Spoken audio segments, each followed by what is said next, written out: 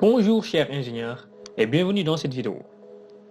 Aujourd'hui nous allons basculer vers le logiciel CBS pour faire la descente de charge. D'abord, ouvrons le logiciel AutoCAD. Pour notre étude, nous avons choisi une baie de lavage et d'entretien. Donc là, nous allons essayer de vous présenter le plan de coffrage des longrines ainsi que le plan de coffrage du plancher au RDC. Pour le coffrage des longrines, là, nous avons choisi des poteaux standards de 20-20 et là, les poteaux de 60-60 donnés par l'architecte. L'épaisseur du dallage est donnée, la nomenclature des longrines ainsi que les portées. Et pour le plan de coffrage du plancher au RDC, la même chose, sauf qu'on a ajouté l'épaisseur des dalles, les codes de niveau ainsi que la nomenclature des poutres. Alors, notre objectif est de connaître la charge au niveau de chaque pied de poteau afin de dimensionner la section réelle.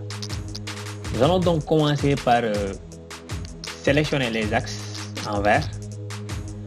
Donc là, on met clic droit, sélection similaire. On maintient Shift pour enlever ça.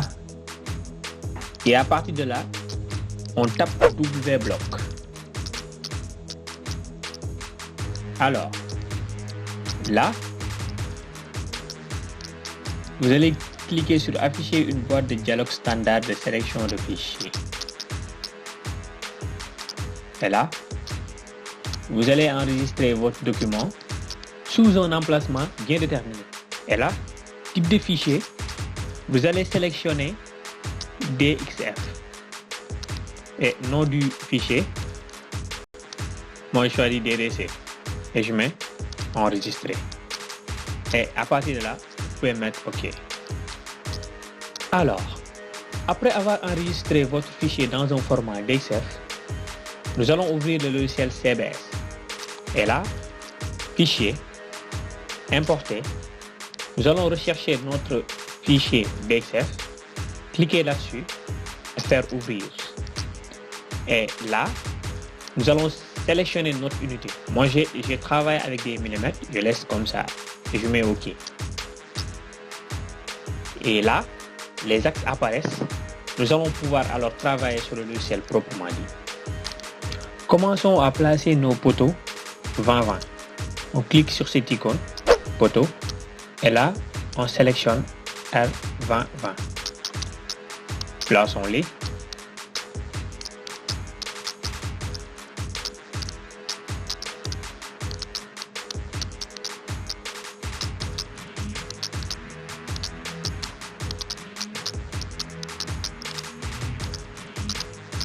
Voilà, c'est OK. Et là, nous avons la vue en 3D. Ensuite, les poteaux de 60-60. Cliquons toujours sur cette icône, poteau. Et là, on va essayer de rechercher notre poteau 60-60. Et on n'en trouve pas. Donc, on sélectionne R20-20.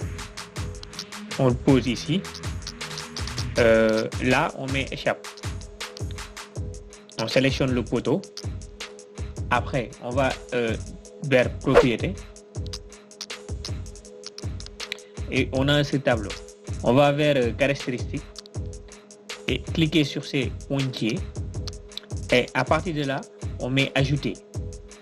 B on met 60, H on met 60 et on met OK. Donc notre poteau a été ajouté, notre type de poteau.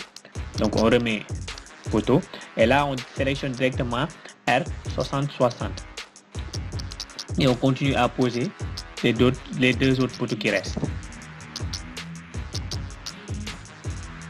Voilà, je vous demande, en fait je vous conseille même qu'à chaque fois que vous terminez une étape, de cliquer sur F7 pour vérifier s'il y a ou non des erreurs. Parce que s'il y a beaucoup d'erreurs, je peux vous assurer que recommencer sera beaucoup plus facile que de les corriger toutes. Donc cliquons sur F7 pour vérifier et à partir de là, cliquez juste sur démarrer et là on voit qu'il n'y a pas d'erreur. Nous pouvons donc continuer à travailler. Donc nous allons passer à la mise en place des longrines. nous allons sélectionner, nous allons cliquer sur poutre. Et là, commençons à placer les longrines. L1, L2, L3, L4, L5, L6 et enfin L7, L8. Alors, au niveau du plan de coffrage, on voit bien que les longrines sont à 0,15 m du sol. Notre fond de fouille est de 1,50 m. Donc si on fait 1,5 plus 0,15, on se retrouve avec 1,65. Donc là, on va cliquer sur cette icône, paramètre de l'étage, et H, on va mettre 1,65. Et là, on met OK. Ainsi, la vue en 3D nous montre que la hauteur a été bien réduite. À partir de là, on clique sur étage, copier. Maintenant, on laisse de 1 à 1. On coche copier seulement les objets visibles et on clique sur OK. Et sur la vue en 3D, on voit bien qu'un étage a été ajouté. Donc, le plan de coffrage du plancher au RDC nous montre bien que les poutres se situent à une hauteur de 5,40 m. Alors là, si on met 5,4 moins 1,65, on se retrouve avec 3,75. Donc sur CBS, on va encore cliquer sur cette icône, paramètre de l'étage, et changer la hauteur par 3,75. Et là, la hauteur a été augmentée. Alors, on peut fermer notre bâtiment en ajoutant les poutres A3 et A4. Donc, on clique toujours sur l'icône poutre. Et ensuite, on ajoute A3 et A4. Alors là, on peut cliquer sur F7 pour vérifier s'il y a des erreurs. Démarrer. Et là, apparemment, il n'y a pas d'erreur. Donc, on peut toujours continuer à travailler. Maintenant, nous allons passer à la mise en place des panneaux de dalle. Alors là, nous avons deux travées de portée 4,23 et 4,50 m. Donc ici, si on faisait 423 divisé par 22,5, on aurait 18,8. Dalle de 16 plus 4, ça passe. 450 divisé par 22,5, 20. Donc dalle de 16 plus 4, ça passe. Alors sur CBS, on clique sur cette icône, dalle. Et là, épaisseur de la dalle 0. Donc pas de souci, on peut continuer. On clique là pour mettre en place les panneaux.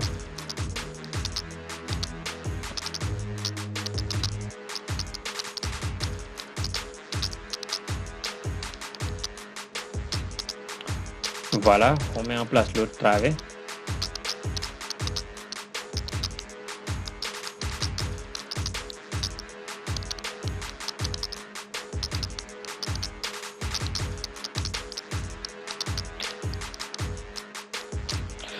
Pour modifier les paramètres de la dalle, on sélectionne la travée et on clique sur propriété. Et là, au niveau de cette fenêtre, dans l'onglet caractéristiques, on clique sur les pointillés. Donc, je vous rappelle qu'une dalle à ourdi de 16 plus 4 correspond à une dalle pleine d'épaisseur 17 cm. Alors là, on clique sur ajouter, B, on met 17. Et là, on met OK. Donc, la dalle pleine épaisseur 17 a été créée. Et dans l'onglet option de calcul, sens de portée. En fait, la dalle porte sur une seule direction. Et pour communiquer le sens de portée de la dalle, on clique à ce niveau-là, sens de portée. Et on vient au niveau de de notre dessin pour communiquer le sens de portée. Et là, on voit bien que ça a été bien défini. Donc à partir de là, on fera la même chose pour l'autre travers. Avant de lancer les calculs, nous allons donc passer à l'application des charges sur les éléments porteurs.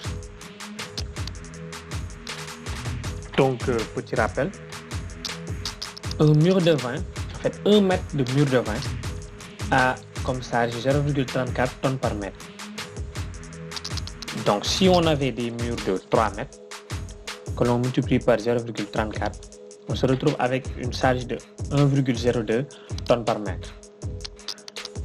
Donc là, on clique sur charge linéaire, on laisse nature de la charge permanente, puisque c'est des agglos, et là,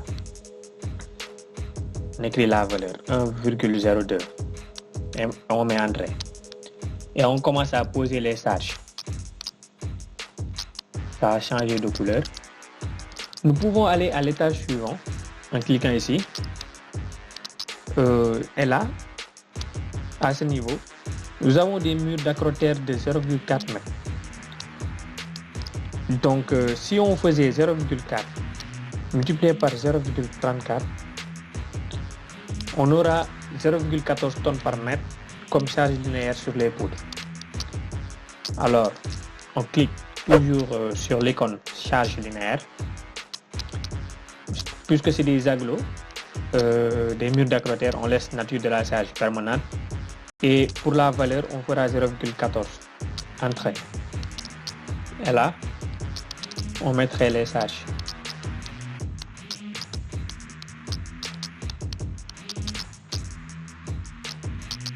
Pour la dalle, on clique sur l'icône charge surfacing. Alors, puisqu'on a une terrasse inaccessible, on prendrait en compte la forme de pente ainsi que l'étanchéité. Donc, cette charge pourrait être assimilée à 0,1 tonne par mètre carré. Et là, on communique la valeur et sous nature de la charge, on laisse permanente. Donc, on clique ici pour mettre en place la charge. Nous avons fini avec les charges permanentes.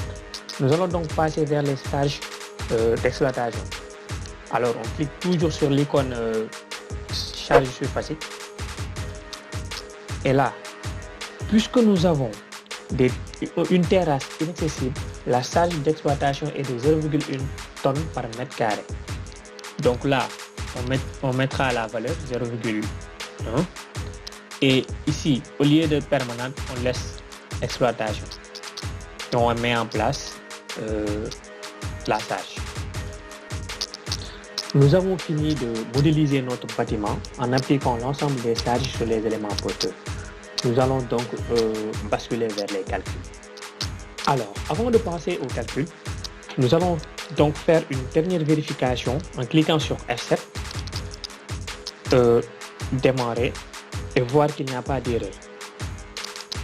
Donc à partir de là,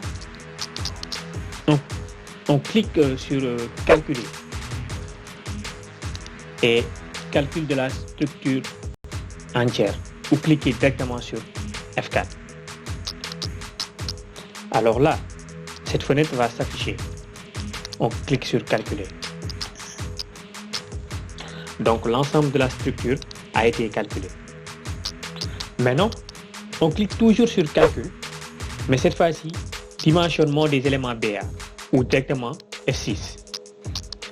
Alors là, cette fenêtre va s'afficher.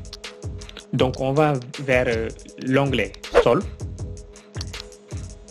contrainte, cocher de rupture et mettre 45 tonnes par mètre carré. Et on clique ensuite sur calculer.